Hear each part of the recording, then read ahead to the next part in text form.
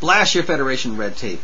Mutania will free those people down there from that satanic god. Thou shalt not, shouted the robot captain.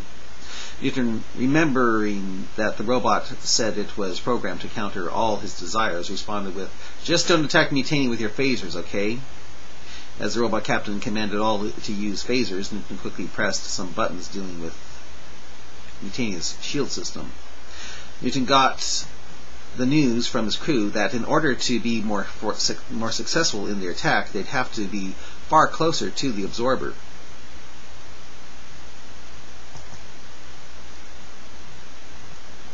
"How much closer?" asked Newton with a look of fear in his eyes. "At least a mile," said Callisto. With that, Newton had Mutania taken down out of the planet's orbit and into its atmosphere. On the planet, Bob, who had his butt up in the air in prostration to the energy, as he was doing getting the absorption of energy, heard a roar in the sky. The bluish beam from the absorber shut off. Bob looked up and saw Mutania approaching down through some scattered thin clouds. With that, fury entered the eyes of Bob again, looking around for another mountain to send at Mutania. "Fire!" shouted Newton.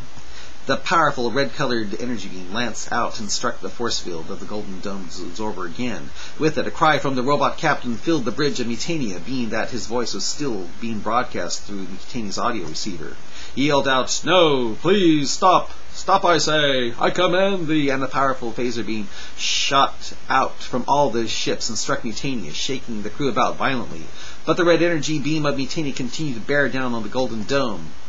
"Newton, look out!" screamed Sheena with terror, and another mountain-sized boulder was flying at Mutania after being launched from the arms of Bob. "A base of action, quickly!" Newton shouted, and Mutania quickly flew to the side, having the huge boulder just missed by mere feet, throwing the crew from their seats as the ship veered quickly to the side. And again the energy beam of Mutania fixed itself on the force field of the absorber. "Stop!" shouted the robot captain. "I command thee!"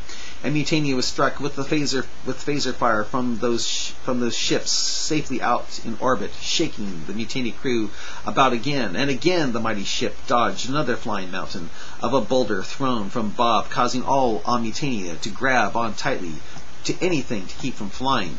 "Stop!" The Mutania crew was thrown again. "Stop!" Mutania was hit again. "Stop!" All the phasers were left on Mutania, but the shields of Mutania held while on the planet there was now hardly any force field about the Golden Dome of the absorber.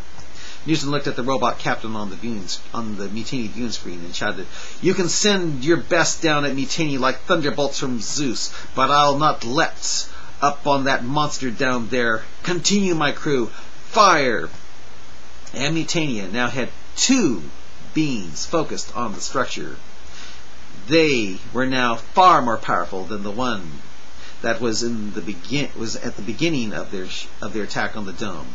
For Newton had Mutania's shields changed to absorb the energy of the attacking fleet to increase the power of Mutania's weapons. The creation of two beams bearing down on the Golden Dome startled everyone, including the robot that ordered the attack on Mutania. Down in the desert, the dome was no longer golden, but red.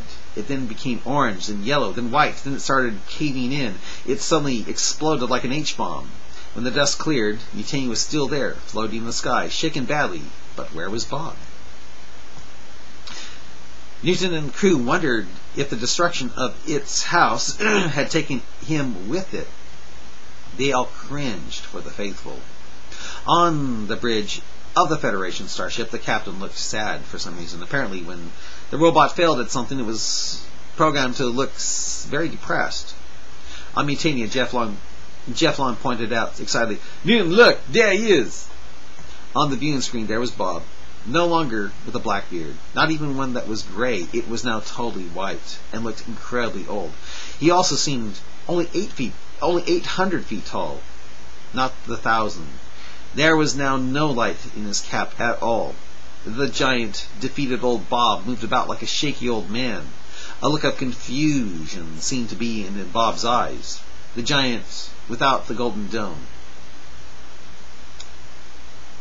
Without the golden domed absorber was nothing and completely lost. Still, out of what seemed to be habit, it turned toward the ruins, prostrated itself one final time in a vain attempt to grab sustenance with its patootie high in the air. It now looked ancient, taken on the look of desert sand. Then it crumbled down into a giant mound of desert sand. Dust. The god of Ramada on this planet is dead, said Callisto. Just about everyone on the bridge of Mutania cheered, except for Obakoba, who looked disappointed. Why so glum, Obakoba? It was pure evil to oppress like it did, and so many lives an evil moral code that it was preaching, said Newton. Man, with its booty up in the air like that, I thought for sure it would let out the loudest, rankest, before it died, know what I'm saying? Newton nodded with understanding and said softly, "We know, Mr. Koba. We know." On the starship that led the attack on Mutania, the robot captain looked depressed at Newton and asked, "But how? How didst thou become so mighty, with such fury of all phaser fire upon thee?" Newton smiled and said, "Do you think I'm going to tell you? Forget about it. I suggest you leave me alone now. Mutania is now far more powerful than when you first attacked me when I came to this planet." And with that, the Federation left Mutania alone for a while. Fuyu. How did you defeat them, Newton? Asked a stunned Mr. Fuyu.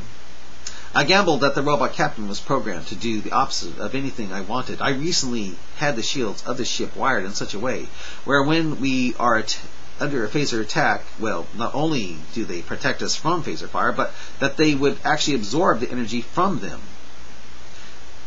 We could become rich from this, but it would no doubt be used against us. Although that idiot robot didn't want us attacking that creep down there, it was actually the energy from his weapons that increased. That increased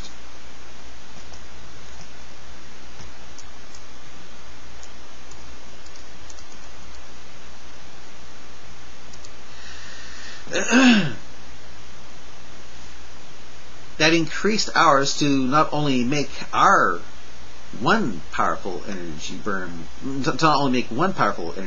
beam burst onto that golden dome, but two. So it was actually the Federation that destroyed this monster. A day later, Newton appeared on the planet to meet up with the sad, confused, angry Patamars. But it was Bob that put food on the trees, brought us rain, and made our women beautiful, said a sad Patamar. And it was cutting out the hearts of Aztecs to get the sun to rise another day, the sacrifice of their children to get the rain to come. Not, said Newton. He then explained to them that before the glowing beings showed up, they really had pretty much everything. They were like ageless children on the verge of spaceflight, that the universe was on the verge of being their heaven. And now that their monster was gone, they could fly again. "Who wants to fly with me?" asked Newton as he began to levitate off the ground. There was fear at first, but one brave soul stepped forward with another and another. Stepped forward with Newton to take flight, followed by another and another. It wasn't long before thousands of Patamars were flying around in the late afternoon sky with Newton. There were many tears produced as they soared and dipped in and out among the clouds, but it was all caused by intense joy, and it wasn't long after that whatever violent anger they had toward Newton turned to incredible love for him, for he had certainly set them free. Patamar was quite the heavenly planet once again. After that, Mutania left the planet. As it traveled on, the crew jammed on the musical instruments, seeing if they could fulfill their dreams and end their nightmare, which was the evil robot race of Industrio. That's it. Bye.